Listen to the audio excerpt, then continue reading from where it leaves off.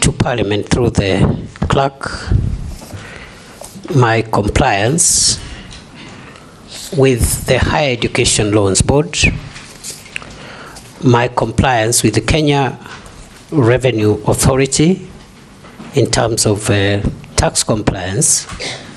I also have filed my compliance with all the other statutory bodies, including EACC, as well as the clearance from a recognized credit bureau, as was guided. And therefore, I want to submit, Mr. Speaker, that I've complied with all the statutory requirements as was guided by this House. And you have all the documents? Yes, I do. You'll pass them on to that sergeant next to you to give to Sarah Kyoko to have a look at? Does that include the certificates? Yes, yes. Okay, all right. She'll compare with the copies that you sent to Parliament.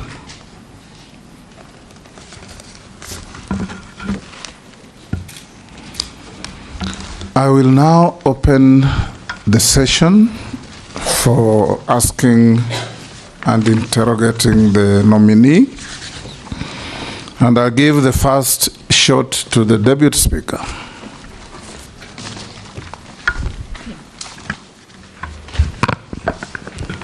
Professor Kindiki,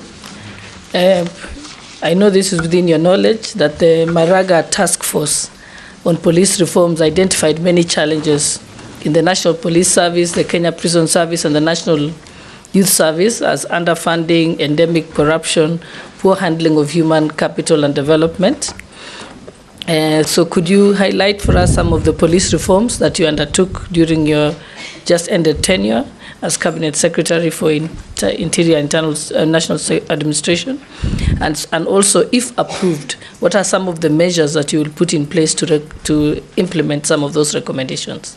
Thank you. Thank you very much, Mr. Speaker. I forgot to say between 2022 and 11th July 2024, I was the Cabinet Secretary for Interior and National Administration. Mr. Speaker, in response to the question by the Deputy Speaker, I respond as follows. That the task force that was established to recommend legal, policy, institutional, and other reforms in the National Police Service and the Kenya Prison Service made far-reaching recommendations on a number of issues, including welfare issues, leadership and accountability issues, career progression and succession management in the National Police Service, and also operational capabilities, equipment, and so forth. Mr. Speaker, sir, that task force recommended 221 recommendations that require administrative action. It also recommended a further 178 recommendations which require funding but do not require any changes in law or policy. The task force recommended another 177 recommendations which may not require funding but require legislative and policy changes. And finally, the task force recommended 23 recommendations in connection with the National Police Service, not the Kenya Prison Service. 23 of them that require consultations and concurrence with the National Security Council. We have, in the period when I have been the Cabinet Secretary for Interior, we have been able to take action on some of the recommendations that did not require legal or policy changes. For example, we've rolled out a massive police equipment modernization program, which will be rolled out in 5 years. And already, under my leadership, we were able to convince the government and the National Treasury to allocate 7 billion shillings, which has already been spent to buy air and land assets to assist officers who have been exposed to great danger, those that are helping to keep the country safe in the front line, in the fight against terror, the fight against banditry and other sophisticated organized crimes. And therefore, this equipment is already up and running, especially mine resistance, ambush protected vehicles, armored personnel carriers, personal protection equipment, and also aerial unmanned vehicles, which are commonly known as drones. And we've been able to restore the police air wing, which had collapsed. And we have some of the aircrafts which are now operational and helping us with air surveillance. And we have also hoping in the next financial year, if I am approved by this House, we'll be able to purchase additional gunship helicopters to help us finish the remaining work in terms of the fight against terror, the fight against banditry and other organized crimes. Mr. Speaker, I also need to point out that because of the grave issues around leadership and succession management and career progression in the National Police Service, during my 21 months as the Cabinet Secretary for Interior, we've been able to put in place, operationalize the National Police Leadership Academy, which we opened, His Excellency the President opened in Ngong.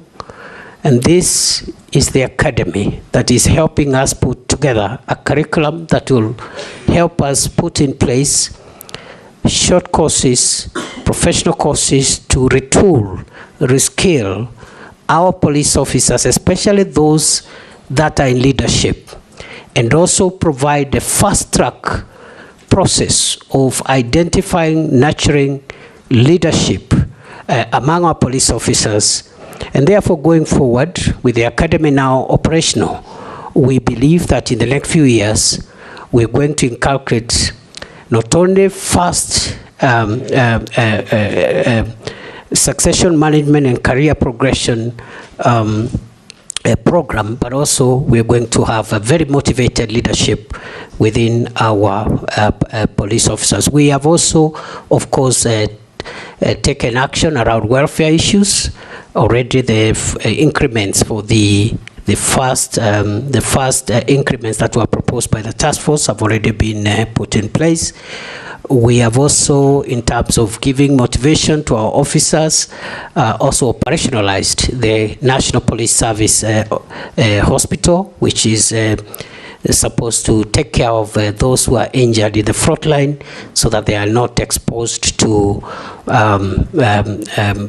health or even subsequent risks when they visit ordinary hospitals. So by and large, that's what we've done. And finally, on the proposals that require legislative reforms and policy reforms, we have formulated about 6 pieces of legislation which are ready. They are just waiting for stakeholder participation, and then they'll be conveyed to Parliament through Cabinet. And if I can highlight this as I end that response, Mr. Speaker, they include, number 1, the National Police Service Amendment Bill 2024, the National Police Service Commission Amendment Bill 2024, the National Forensic Laboratory Services Bill 2024. We have also formulated a bill which will also assist us in the leadership and the command oversight in the National Police Service. I submit. Thank you, Majority Leader. Thank you, Honorable Speaker. My question to the CS nominee relates to just where he stopped on the legal and legislative proposals that he was considering before his exit from the ministry, and more so around the issue of implementation of Article 37 of the Constitution on the right of Kenyans to picket, assemble, demonstrate peaceably. And CS, you have seen in the recent past a lot of confrontations between members of the public and the police. And it's my view that principally why this has been so is because you have failed to designate picketing corners. And Kenyans imagine you can picket anywhere and everywhere, including in some areas that you consider restricted areas. I would want to hear what is it that you would intend to do if you are reappointed and approved by this committee to ensure that there are no more confrontations between members of the public who want to peaceably assemble and picket and the police. Two, there seems to have been a complete breakdown in administrative and security structures in the country.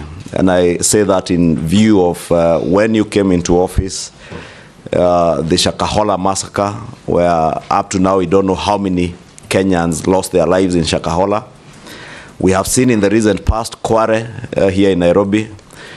In a country like ours, how is it possible where you have chiefs, assistant chiefs, nyumba kumi, and all the structures and security and administrative structures that we have, that 20, 40 people can be killed around one small area like Kware in the full view of the security and administrative structures without government coming to know. And the same thing happened to Shakahola.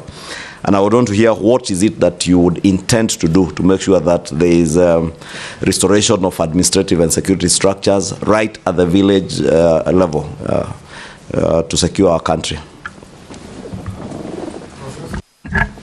Mr. Speaker, sir, it is true there is work that requires to be done to ensure that the people of Kenya enjoy their constitutional right and freedom to assemble, picket, and demonstrate and present petitions to public authorities, while at the same time maintaining public order and also ensuring the rights of other people.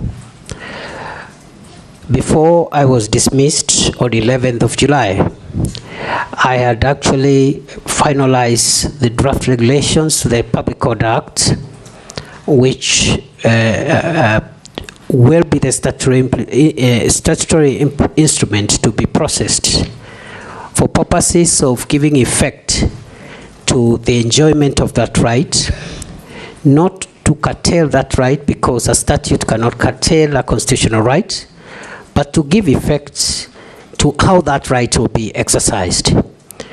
Those draft regulations, when completed, will be able to help the police do a number of things. Number one, obligate the police to escort protesters and provide security for them, but also to ensure protesters don't run amok and overrun members of the public who are not protesting. Number three, it will require those protesting to notify the police and tell and also give the number of protesters so that the appropriate arrangements are made. It will also obligate public institutions in all arms of government, all public institutions, to designate an area within their premises or within the vicinity of their premises where a group of protesters who want to present petitions can stand, demonstrate, and present petitions to that public office or that public institution. those regulations also will of course ask protesters to also be responsible for their own conduct, and therefore we hope that if I am approved, this is a low-hanging matter. It's something that we can process in the shortest time possible to avoid a situation like what we've had in the past 1 month of protests which are unmanaged and which have exposed us to deaths and destruction of property and a lot of inconvenience to the people of Kenya. On the second question by the leader of the majority party, it is true that we have experienced a number of security incidents that should not have happened in the first place. And let me say that first and foremost, the Shakahola incident didn't happen when it became public. It happened over quite a number of years, and it's an indictment actually on our ability as a country to be able to prevent some of these sophisticated crimes from hurting our people. I am on record to having apologized on behalf of previous and the present administration for that breach, because the radicalization and the criminal activity around Shakahola began in 2019-2020.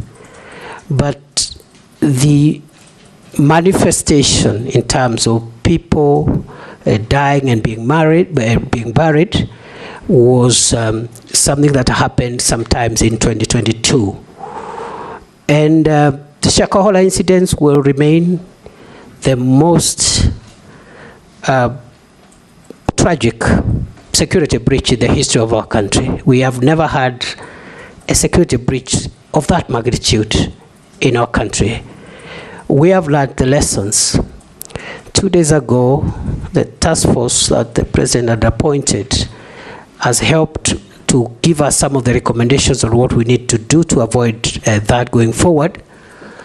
But also, we believe that the public officials, including security officers who are in charge, must also have their day in being made accountable. We had proposed the establishment of a commission of inquiry to help us put together the accountability process so that we can have recommendations on prosecution and other action. But the commission of inquiry was stopped by our courts, and we were unable to move. But with or without the commission of inquiry, I want to assure the people of Kenya, if I am approved, one of my priorities will be to make sure that the accountability for the crimes in Shakahola by public officials, including security managers of all arms, of all agencies of the state, must proceed as a way of making sure that we do not have this kind of thing happening again. It is true also recently we had an incident which is actively under investigations around Kware area. Again, the same reasons, gaps in the Ngao and Nyumba Kumi structures, and also our intelligence collection ability. And I just want to say that now that we have finalized the proposals and we know what we need to do to reform our National Police Service, my next assignment, if I am approved by this House, will be to initiate far-reaching reforms in the national government administration system to ensure that we restructure the Ngao system, make it more responsive, modernize it, and distribute it to the lowest level in a manner which helps us to avoid incidents like this, when we have serious security breaches, yet we have government officials paid by the people of Kenya to make sure that the country is safe. So I want to admit those were very unfortunate incidents, and national security being a work in progress and a perpetual project, we have learned the lessons, and we are going to make sure that we strengthen and seal the gaps to ensure that we make our homeland safer than it has been before. Thank you. Minority Leader. Thank you, Mr. Speaker. Mr. Speaker, I would like to ask the nominee, Professor Abraham, that, Mr. Speaker, Mr. Chairman, he is one of the two people who have been reappointed to the cabinet to the same docket that they were serving previously, the last 2 years. I want to ask you a question, Professor, that what do you think makes you feel that you can serve in that docket again? Because why I'm asking that question is because if you look at what happened in the last 2 months in this country, the demonstrations and the kind of thing that happened, in my view, you look like somebody who was lost. Your presence was not being felt. Your omnipresence was not being felt, if I may say so, because you could see abductions were happening, human rights abuses were happening, but the minister's voice was not being heard in that situation. What do you think, what makes you think that you can serve again in the same docket? But the next question is that you have also seen widely, you have been widely accused the last 2 months or the last 1 year that you've presided over human rights abuses from time you've been appointed CS till last month. Particularly what happened, for example, on 25th of July 2024. And also during the Azimio demonstrations last year. More than 75 Kenyans lost their lives. And last month also, more than 50 Kenyans lost their lives. So there's a feeling that the national police response to protest is stuck in the old way of doing things. So the question is, to what extent do you think ministerial responsibility for the brutality meted on Kenyans by security organs? At what level do you think you can take responsibility for that? What new ways are you going now to do to stop that? So my question is, in spite of all these abuses that have happened, in spite of all the problems that Kenyans have encountered, what is this new idea that you will employ this time if approved by this House? Because one of the things we are looking at, Professor, Chairman, is the suitability of the person to hold that office. What makes you think you are suitable in spite of all those problems that you have encountered the last 2 months? Thank you, Chair. Professor, proceed. Thank you, Mr. Speaker, sir, and honorable members. I was in office for 21 months, 623 days. I can account for each and every day of my stay in office. I woke up every day, and my focus has been to ensure that our country is safe. I have risen before dawn every day, including Sundays, and gone to sleep very late, simply because of the demands of our homeland security. I believe that I am suitable for reappointment because during those 21 months, during those 623 days, I have been able to keep the country fairly safe, especially in the fight against terror. Previously, we had an escalation around 2021-2022 of terror attacks in northern Kenya and the Boni Enclave. And in the past 2 years, approximately, we've had stability in northern Kenya and Lamu. I believe I am suitable, Honorable Speaker, because the crime of banditry has been reduced significantly. in my estimation, by more than 75%, even if pockets of insecurity continue to be experienced. And we do know where the gaps are and what needs to be done to even bring this problem to a complete end. Mr. Speaker, I have visited all the 47 counties, some of the counties numerous times. I've been to Lamu 21 times in 21 months. I've been to Samburu 8 times. I've been to Baringo 13 times. I've been to many other counties. And therefore, I have not been lazy. I've been diligent. And I've conducted myself within the parameters of Article 73, which requires me to conduct myself in a manner that brings honor to the nation and dignity to the office I hold. I have worked with officers at the headquarters, but I've also sat down in numerous meetings to work with officers at regional, county, and sub-county levels to make sure that we share decision-making processes and decision implementation processes.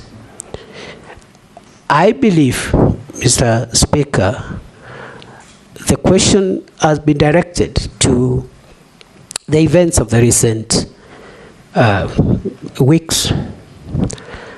And I want to respond as follows. That the reason that I didn't talk every day is because the events the Honorable Member is referring to were mainly operational issues. The work of the Minister, the Cabinet Secretary for Interior, as envisaged in Article 245 of the Constitution, is to give the organs of national security that fall under that ministry policy direction and policy guidance, and in particular because we are talking about the police.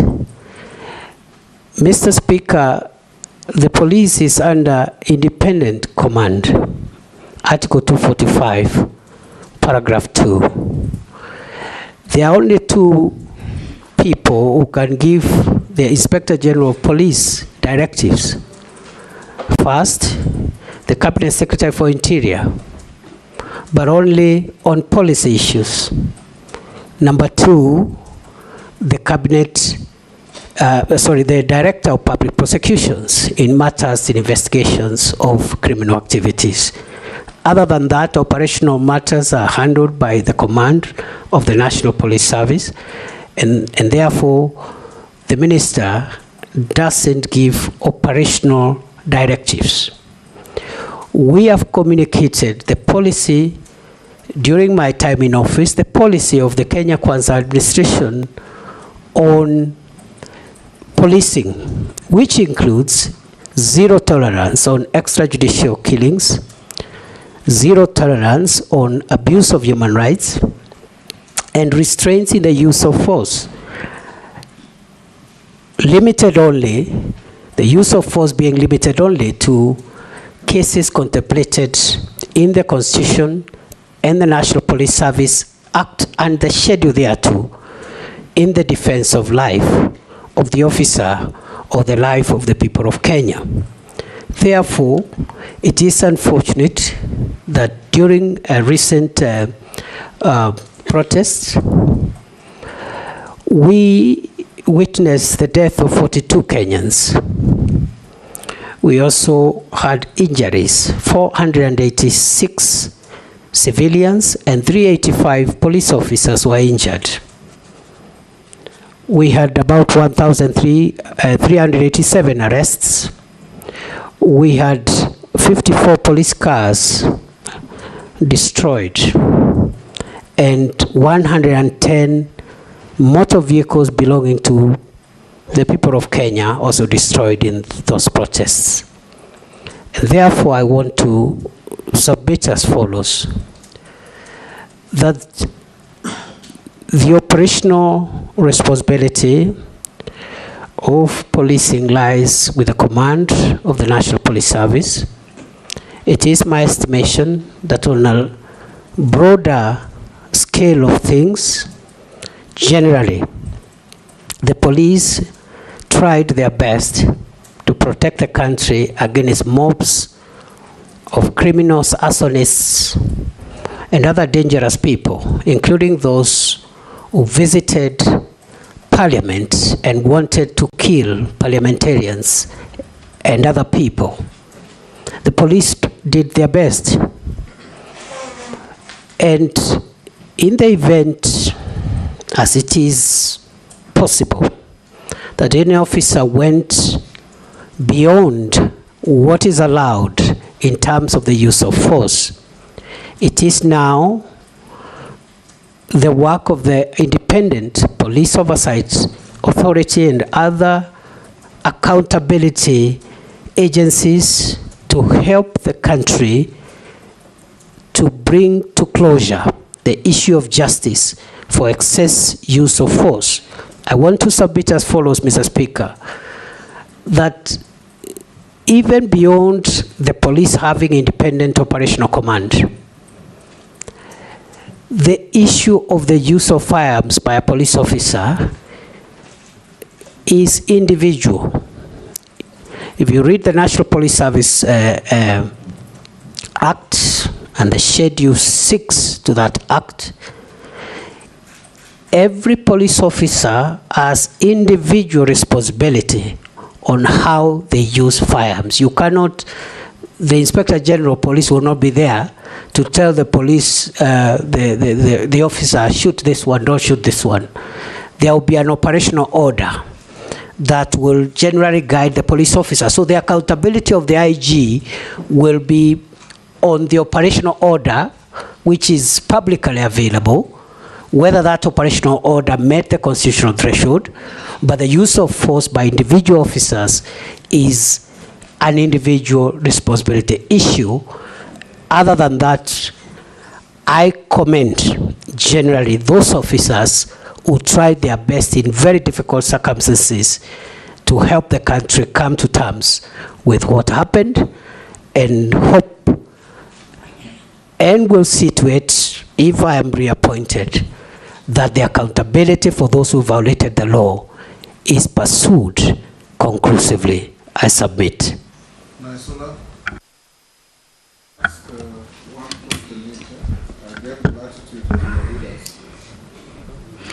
Thank you, Mr. Speaker. This question will just require yes or no. So then I'll be able to ask the next one. So Professor Kindiki, are you aware that for the last 2 years we have internally displaced persons in parts of the North Rift, that is Samburu County, parts of Baringo, Elgeyo Marakwet, and other parts of the North Rift? It's a yes or no? Yes. So if this committee finds you suitable to hold this office again, what measures will you put in place to see that these families go back to their homes, and especially school-going children will go back to school, and people can go back to their homes and live peacefully? Mr. Speaker, allow me to ask the last question, which is also, are you aware that there are people in the North Rift who were killed in broad daylight, in marketplaces, in towns, for example, in Samburu West, in Suguta town? There have been abductions, and this current administration, which you served in, during its campaigns and has continuously said that you will not have issues of abductions, issues of extrajudicial killings, but I want to put it across to you that it has been happening. There are people in those counties who are missing to date. They have been abducted.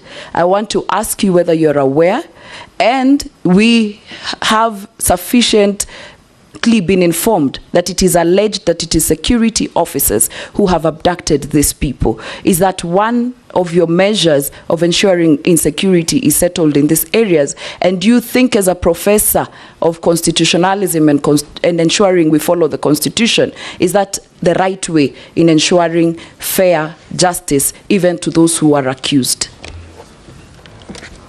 Professor? Mr. Speaker, now that the kinetic operations that we launched in February 2023 has yielded significant fruits. The issue of the North Rift will not be complete until those that were displaced because of the violence meted upon them by bandit groups and gangs are returned to their homes. And therefore, it is going to be my priority, if I am approved by this House, to make sure that in line with the rights of every Kenyan under the Constitution and the relevant instruments, including international instruments on the prevention of internal displacement, we're going to resettle, facilitate the resettlement and reintegration of all communities that were displaced by the menace of banditry. Secondly, I've been asked to respond to the allegations about abduction. During my tenure as minister, I made it clearly, to the police that abductions, extrajudicial killings, and extra-constitutional means of apprehending offenders is against government policy, is against the Constitution, is against international law. I must hasten to say my observation, because I've been in the front line more than any other place, especially in North Rift, in northern Kenya, and the Boni Enclave. The officers who served in the special units in counter-terrorism and counter-banditry, the formed-up units have been quite professional, generally. But just as I've said in the previous question, in the event there are any infractions, there are any reported infractions and excesses by the special forces that are helping us to fight banditry, again, IPOA and other accountability mechanisms must be put in place to ensure that we do not spoil the very good work that is being done by our officers in the front line. Some of them have died, others have lost limb, officers have been destituted. Point of order, Chairman, I was saying that, the nominee is a professor, and professors teach in the university, so he can answer questions like someone who's in class teaching us. I was requesting through the chairman that he can do faster, Chair. Professor, be concise and precise and to the point. I submit. Thank you. Nelson, we'll just come round. Yes. Thank you, Honorable Speaker. Professor Kindiki, it's unprecedented that twice in 2 years we've had to apply Section 241 of our Constitution in deploying our officers, our military officers, to back up the police, both to quell the protest and initially sent to the North Rift. What exactly is the state of our police force? There are so many things that are flying around, gossip, that number one, our officers, police officers could be demoralized. Number two, is there a situation that you feel the police at some point are very hesitant to execute some of the assignments they are given because of lack of morale? And you as a CS, the accusations that you've not helped in boosting the morale of our police officers. What exactly is the state of our police force? Professor? Mr. Speaker, yes, we have applied Article 241 twice. And I think there is nothing abnormal with that, Mr. Speaker, because that is why that article exists. So that whenever there is need, the National Police Service may request the support of the Kenya Defence Forces to handle either an emergency or a disastrous situation. On the case of the North Rift, it was important to get the support of the KDF because at that time the National Police Air Wing had collapsed. Right now it's operational. We didn't have air assets, we didn't have adequate long-range unmanned aerial vehicles, and therefore we needed the support of the military.